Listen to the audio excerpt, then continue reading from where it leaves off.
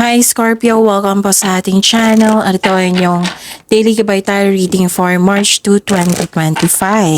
Please be reminded kung naka-resonate kayo, comment down. Kung hindi kayo naka-resonate, ibigay niyo po sa iba kasi general reading po ito.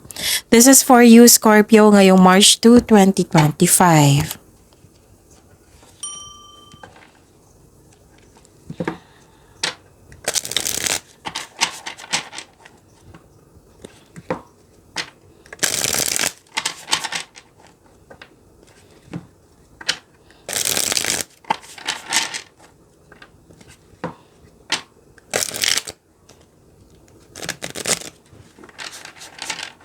Para po ito sa inyo Scorpio ngayong March 2, 2025.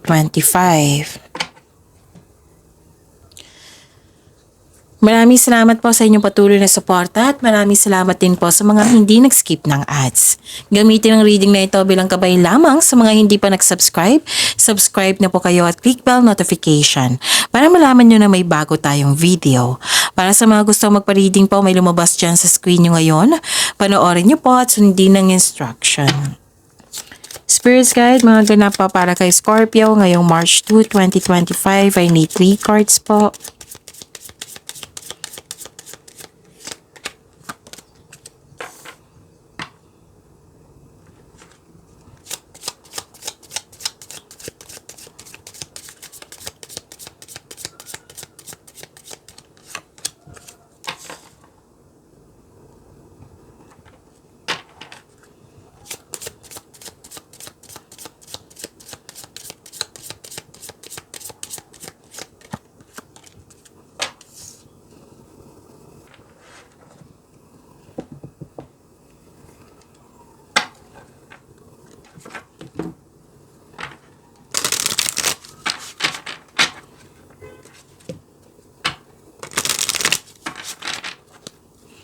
Spirits Guide, mga mensahe pa para kay Scorpio ngayong March 2, 2025. I need 2 cards po.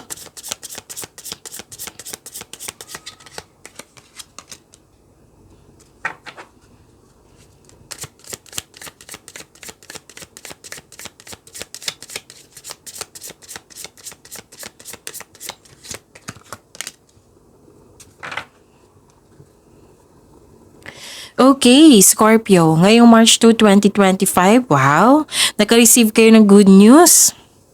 Claim nyo po ito. Nagkaroon ng change for the better. Claim nyo po ito, Scorpio. Nakita ko rin dito na pwedeng may paglilipat sa malayong lugar. Or lilipat sa inyo or kayo ang lilipat. Maglilipat sa malayong lugar. At magkakatanggap kayo ng news regarding sa kasal, ikakasal, nanganak, or parating na baby. May biglaang pagbabago po dito.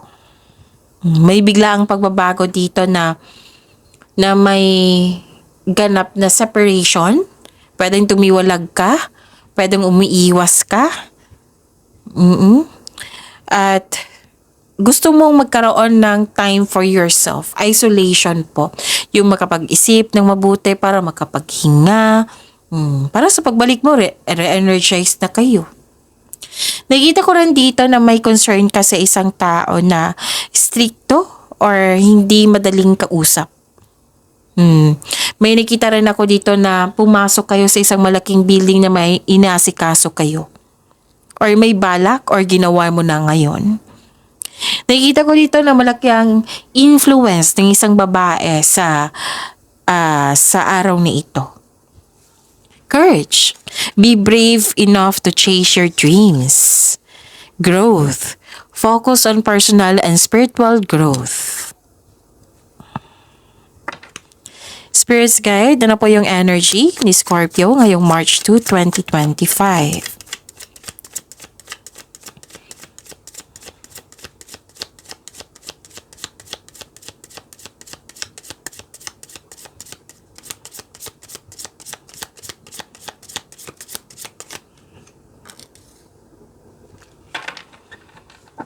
And the clarification of this card po.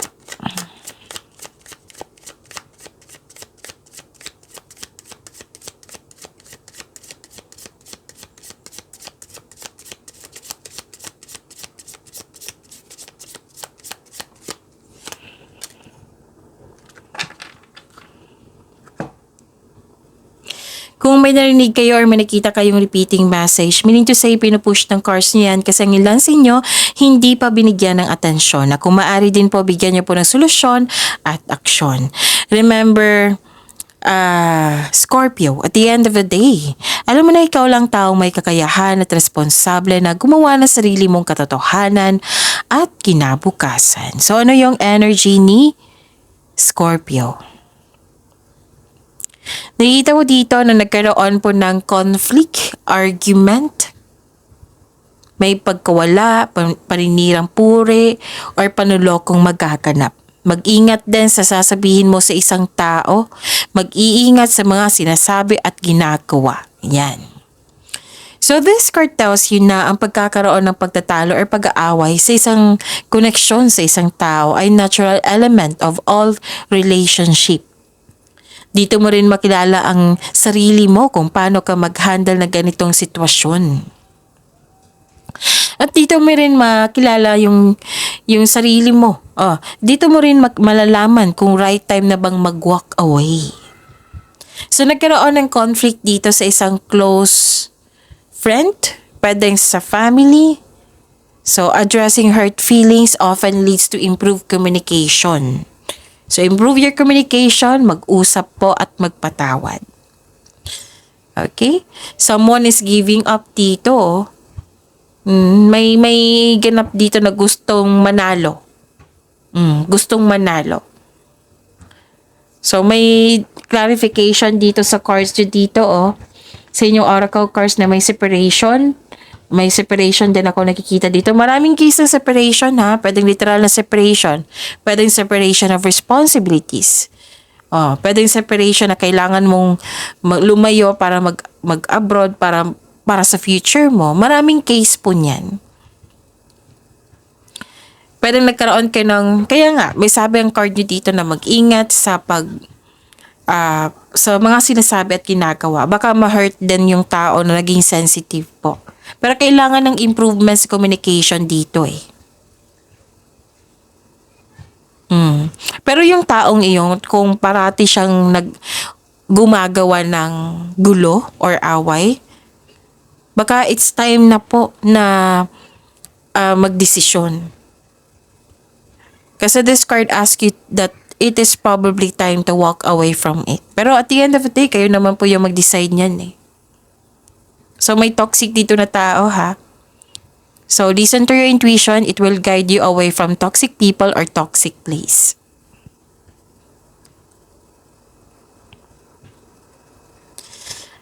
Nakita ko dito na nagkaroon po ng okay. So this is competition and rivalry.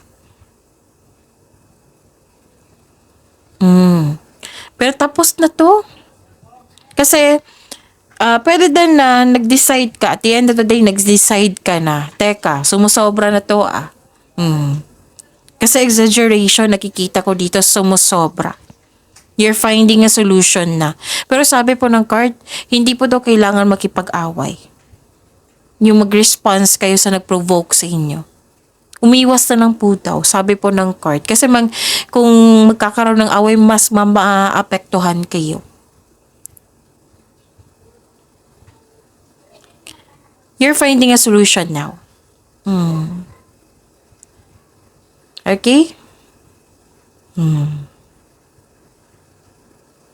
May nakita ko dito kailangan mong ipagtanggol ang iyong sarili laban sa maling paratang ng ibang tao. So, do a legal move kung kinakailangan. Pero, ang unang sinabi talaga ng card dito, umiwas na lang po.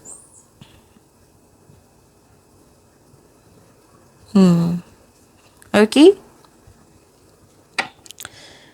Spirits guide, umiwas or mag-usap. Okay? Spirits guide, career and money po ni Scorpio ngayong March 2, 2025.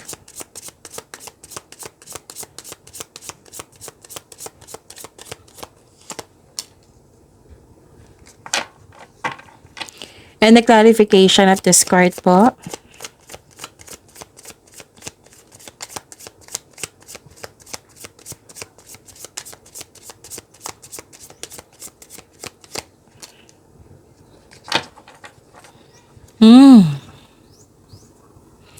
career and money niyo po, Scorpio. Nakita ko dito na nagkaroon po ng generosity. Maraming nakadepend sa iyo. Parati itong lumalabas sa inyo. So water sign kayo, Scorpio. So this is your energy card.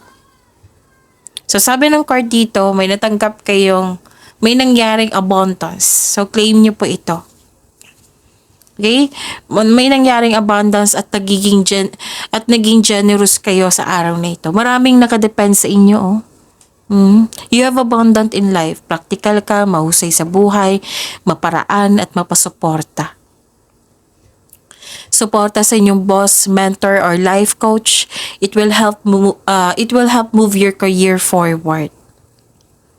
Marunong ka makinig sa inyong intuition at gumagawa ka ng wise choices. Sa mga bago dito, sa mga bago pa na hindi pa alam kung paano mag-connect sa inyong intuition, i-search nyo po sa Google on how to connect to your intuition kasi marami pong paraan yan. Syempre, sa legit na website.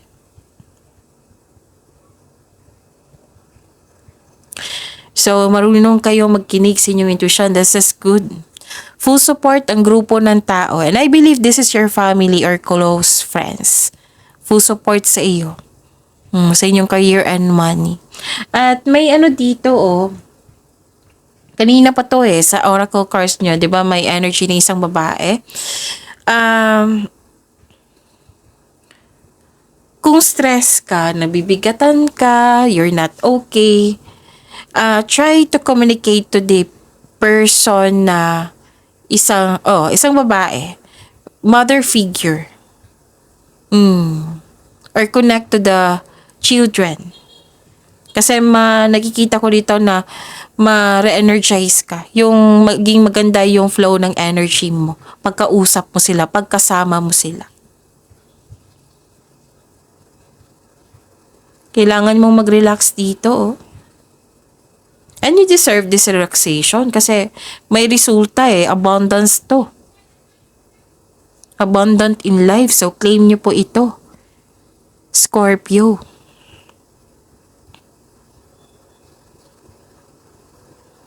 Nakikita ko dito na nagkaroon po ng panininlang. Kanina pa to sa energy cards nyo.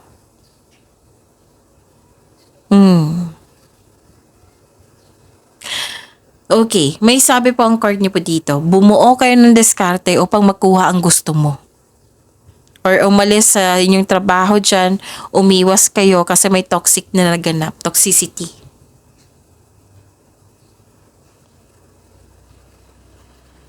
Okay? May nakita kong strategy dito, pagpaplano, contemplation. Mag-ingat po kayo kasi may paninin lang dito. Umiwas na lang po. Mag-ingat sa ibang tao at bagay. Mag-ingat sa ibang tao at bagay. Huwag ibunyag ang lahat ng plano at maging mapagmasid. Kasi may nakita ko dito na hindi totoo sa iyo. Mga sinungaling, nababaksab, may tinatago, may plastic, may taong hindi ka binigyan ng halaga, walang pakialam sa iyo, may posibleng panlilin lang. Nagsinungaling. Pwede din nag-white lies kayo para sa ikakabuti ng lahat. Okay? This is a repeating message na may mapaninlang na tao. Minamanipula. So mag-ingat kayo sa kanya para sigurado itanong nyo talaga sa inyong intuition. Okay?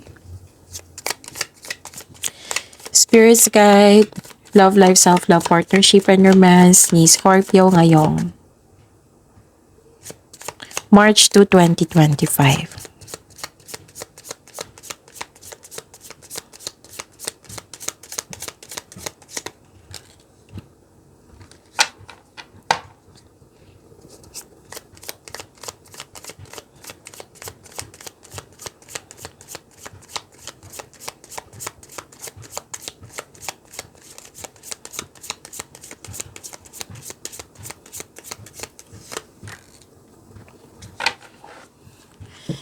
Okay. Maraming salamat po sa patuloy na tiwala at suporta sa ating channel. At maraming salamat din po sa mga hindi nag-skip ng ads. May hindi nagkasundo dito. disharmony, disbalance, hindi okay ang inyong treatment, hindi kayo nakibuan, may frustration, may separation. So, 3 card na po nagsabi dito. Remember? Iba-iba yung case ng maraming case ng ng separation. Pwede din may nag-promise sa inyo na hindi niya na-meet yung promises niya. Pwedeng kayo ito, pwedeng siya. Kasi may nakita ko dito ang failure of overcommitment. Nalilito ka sa paggawa ng desisyon. So, nagkaroon ng failure relationship. Hindi nagkaroon ng balanse. Pwedeng unfair. May unfair treatment. Pwedeng naging dependent yung tao sa iyo na kailangan mo na siyang kausapin. Kausapin mo. Kausapin mo yung tao. Para magkasundo kayo. Tapos, alamin mo, to fix the imbalance, kasi sabi ng card dito, to fix the imbalance, look inward to see where you can find the source of this harmony. Alamin mo kung ano yung punot dulo kung bakit kayo hindi nagkasundo.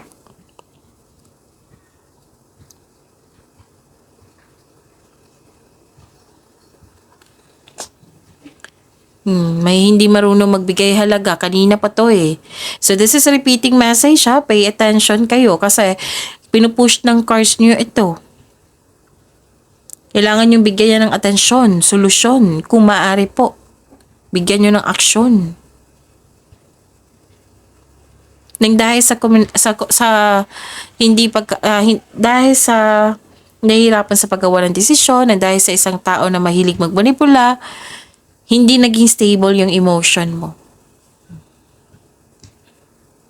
Another card na naman na nagsabi dito, mag-ingat kayo sa communication sa isang tao.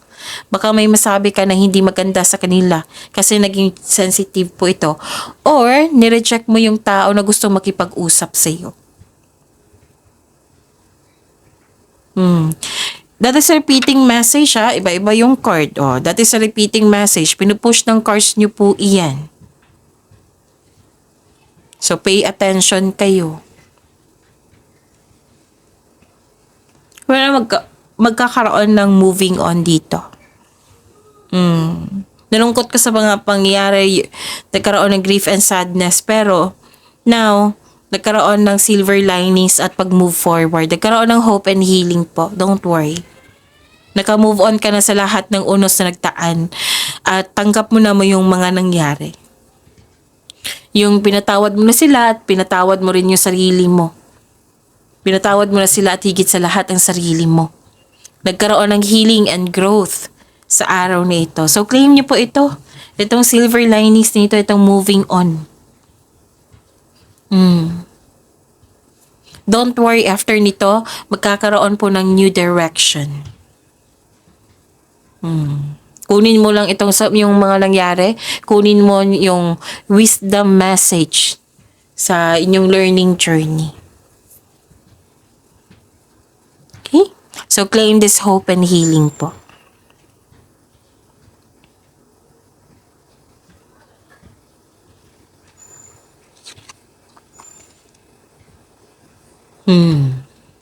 Another message na naman, May sobra sa trabaho or concern sa materialistic, or nagkaroon ng insecurity kasi walang sapat na time para sa pahinga. Gusto mo nga magkaroon ng, kanina pa to sa oracle cards nyo na gusto nyo mapag-isa para makapag-isip, para makapagpahinga.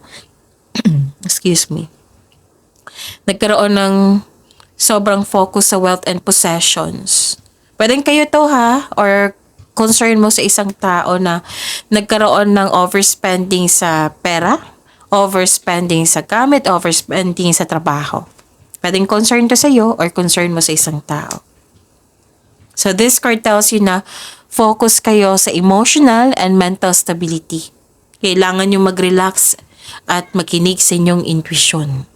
Pagyamanin niyo po yung blessings sa binigay sa inyo, Scorpio. See you tomorrow. Please like, subscribe, and click the button for notification para updated po kayo sa daily tarot reading natin. Maraming salamat po.